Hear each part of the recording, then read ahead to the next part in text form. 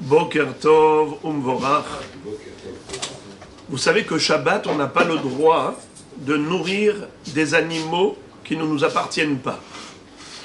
Parce que c'est une fatigue de trop. Et Shabbat, on n'a pas à faire des travaux, même si ce n'est pas un travail interdit par la Torah. C'est juste un travail personnel en plus qu'on veut se rajouter pendant Shabbat. Eh bien, on n'a pas le droit. Pourquoi? C'est un Torah, Beshabbat. Shabbat, c'est un jour de repos. D'ailleurs, même quand on n'a pas le droit de courir, il faut marcher avec des pas shabbatiques, détente. Pas comme quelqu'un qui est en train de courir pour aller au bureau, pour aller faire ses affaires. Shabbat, on est dans le repos total, dans la sérénité. Sauf si c'est pour aller faire une mitzvah, pour courir à la synagogue, pour aller écouter un Dvar Torah. Ça, c'est déjà différent. C'est moutar même Shabbat.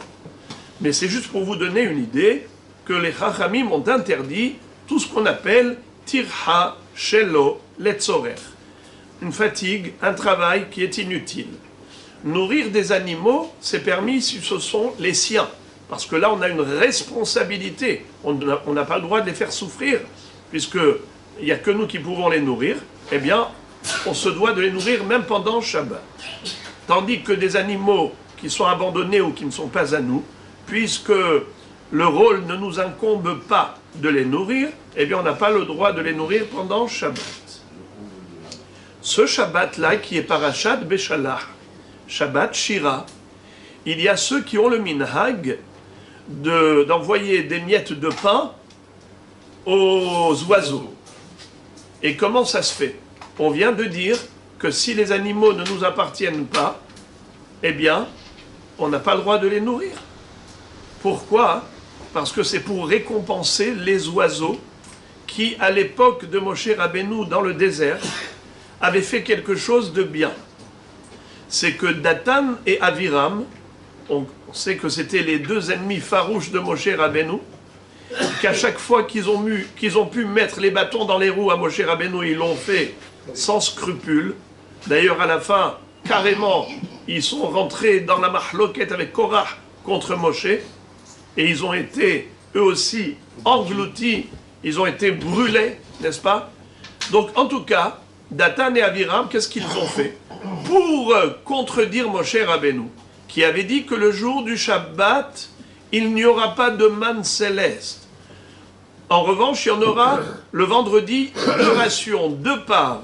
Chaque jour, il y avait une ration quotidienne pour chaque individu, mais le vendredi, il leur a dit il y aura une double part parce que le Shabbat, il n'y en aura pas. Mais pour démontrer que Moshe Rabbeinu, ce qu'il disait, c'était faux, alors Shabbat, ils ont été pour mettre de la manne qui restait à l'extérieur, pour montrer que, voilà, même Shabbat, il y a de la manne. Mais leur coup monté a été démonté par les oiseaux. Parce que les oiseaux sont venus et ils ont picoré, ils ont mangé ces miettes de manne. Alors, le Shabbat Beshalach, qu'est-ce qu'on lit dans la paracha de Beshalach? Parashat Haman. Tout ce sujet, ce que je viens de vous dire, que Moshe Rabbeinu leur avait dit, maintenant, vous allez recevoir pendant toute la traversée du désert, chaque jour, vous aurez de quoi manger de la nourriture, et le vendredi, il y aura une double part, et le Shabbat, il n'y en aura pas, et ainsi de suite. Eh bien, puisqu'on va lire ce Shabbat, la Parashat Haman, avec ce sujet, c'est pour ça que certains ont le minhag de donner des miettes à des oiseaux qui viennent picorer. Pourquoi? Pour les récompenser pour ce qu'ils ont fait de bien. On a de la gratitude même vis-à-vis des oiseaux, depuis des millénaires. N'est-ce pas?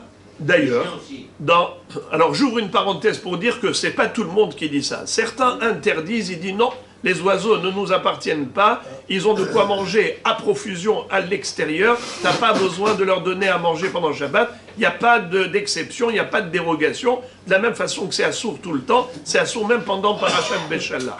J'ouvre une parenthèse pour dire deux choses, deux exceptions. Premièrement, si les animaux en question, animaux, oiseaux, ils sont dans une situation extrême où ils n'ont pas de quoi manger, ils sont à l'extérieur, c'est vrai. Normalement, à l'extérieur, ils se débrouillent tout seuls, mais on voit qu'ils n'ont pas d'où prendre à manger et qui sont affamés. C'est assourd de les laisser souffrir. Tsa'ar ba'ale haïm. Et donc à ce moment-là, c'est une exception, on a le droit de les nourrir. Primo. Secondo, c'est les chiens. Les chiens, même s'ils ne nous appartiennent pas, on a le droit de les nourrir. Pourquoi? Parce que les chiens, ils ont toujours faim. Et on appelle ça mesonotehem mu'atim. Ils n'ont pas beaucoup de quoi manger. Parce qu'ils sont capricieux. Les chiens, ils ne mangent pas tout et n'importe quoi. Ils mangent des croquettes de dog. C'est-à-dire, ils ont comme ça. Pour ça qu'à chaque fois qu'on dit pour le hametz, enora ou il a achilat kelev. Hametz shenifsal me achilat kelev. Le chien, nous dit la Gemara, il n'y a pas plus riche que le cochon, il n'y a pas plus pauvre que le chien dans les animaux. Pourquoi? Car le cochon, le porc, il n'est dégoûté de rien. Il met son museau, même dans les poubelles, même dans la crasse. Rien ne le dégoûte. Il peut manger tout et n'importe quoi. Alors que le chien, lui, il est capricieux et donc il ne mange pas de tout, il est toujours affamé, il a toujours besoin. Donc c'est pour cela que Shabbat, même si ce n'est pas notre chien, on aura le droit de lui donner à manger. Évidemment, l'aquarium, si vous en avez un, vous avez le droit de mettre à manger aux poissons, puisque ce sont vos poissons, mesonotam alecha, c'est-à-dire que à toi incombe le devoir de les nourrir, tu peux le faire même Shabbat, c'est pas considéré comme tirha shelo letzorech, c'est pas considéré comme un travail inutile pendant Shabbat, tu as le droit et le devoir de le faire. Shabbat shalom.